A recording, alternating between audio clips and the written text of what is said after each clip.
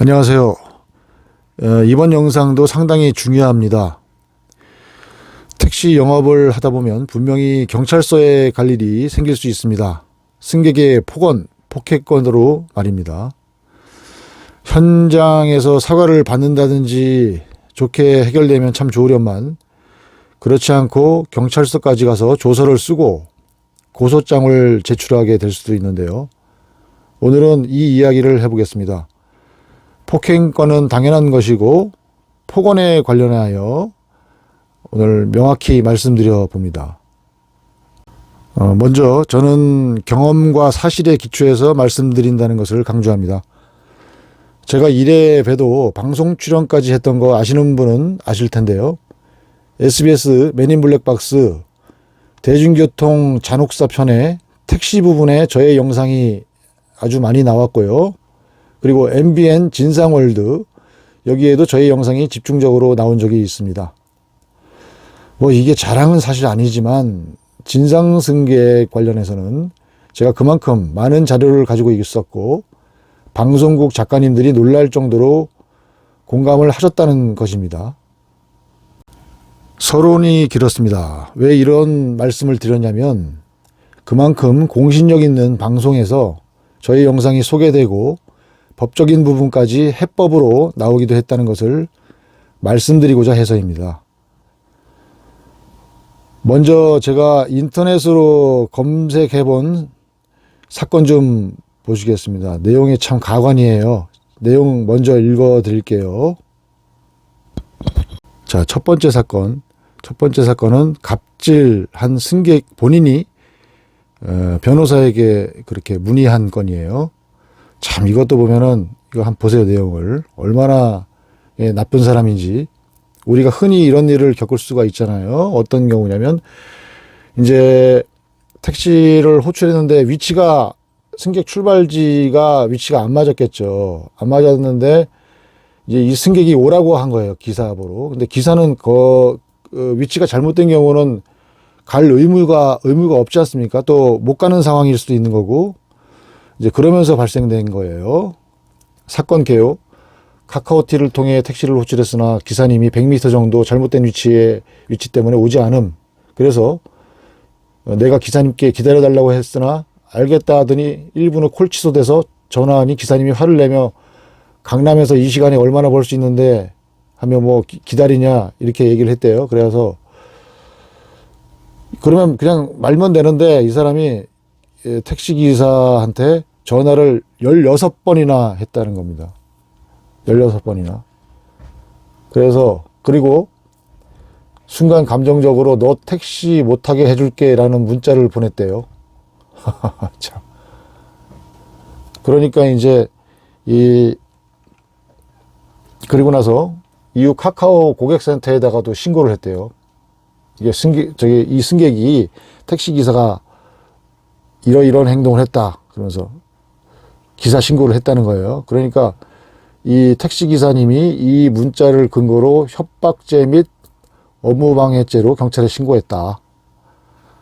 그랬더니 이제 이 변호사가 이거는 충분히 그렇게 죄가 성립될 가능성이 있다라면서 이제 얘기를 해주는 그런 내용이에요.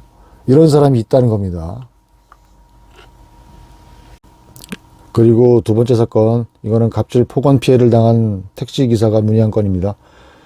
이제 택시 승객이 운행 중 계속된 욕설과 인격 비하 발언으로 더 이상 운행을 하지 못하고 112 신고를 하고 그리고 경찰관들이 출동해서 제지했으나 제지하는 과정에서도 택시는 출발하는데 갑자기 택시로 뛰어드는 걸 경찰관이 가까스로 제지해 사고는 나지 않았습니다. 이게 안 봐도 이 그림이 나오죠. 아주 그야말로 발광을 했다는 거네요. 하여튼 그래서 사고는 나지 않았는데 그 일로 굉장히 스트레스 받고 그날 영업도 못했다는 거예요. 그래서 인격 모독과 업무방해로 처벌이 가능할까요? 이런 식으로 블랙박스는 확보해 놨다 이렇게 문의를 했어요.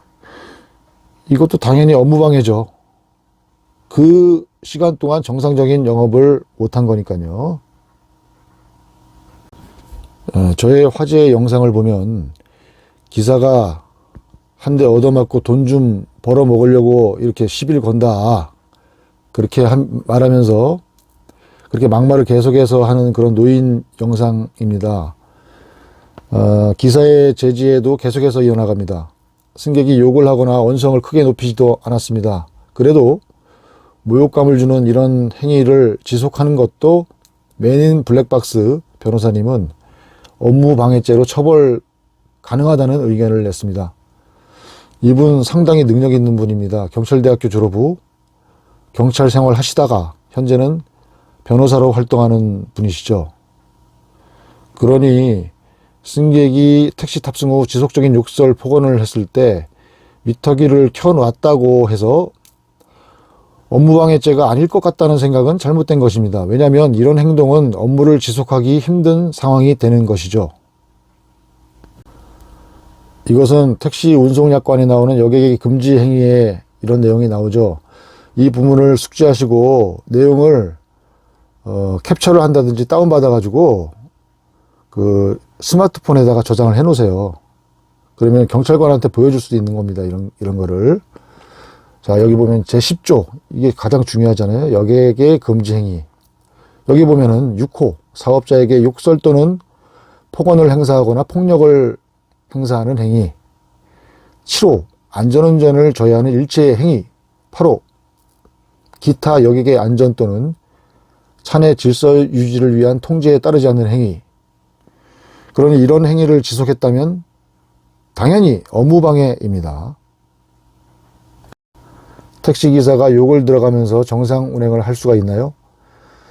미터기를 켜놓고 정차를 해놓고 경찰을 기다린다 하여도 이것은 승객의 귀책 사유이기 때문에 당연한 것이며, 아시다시피 택시는 달려야 합당한 요금이 올라가는 체계이지 정차 시에는 우리가 흔히 말하는 시간당 매출을 따져도 이에 훨씬 못 미치고 손해보는 요금이기 때문에 당연히 손해죠. 그러니 업무방해란 미터기가 돌아가든 아니든 이것과 상관없이 택시에서 해서는 안 되는 행동을 했다면, 폭언, 폭행 같은 경우 포함이 되죠.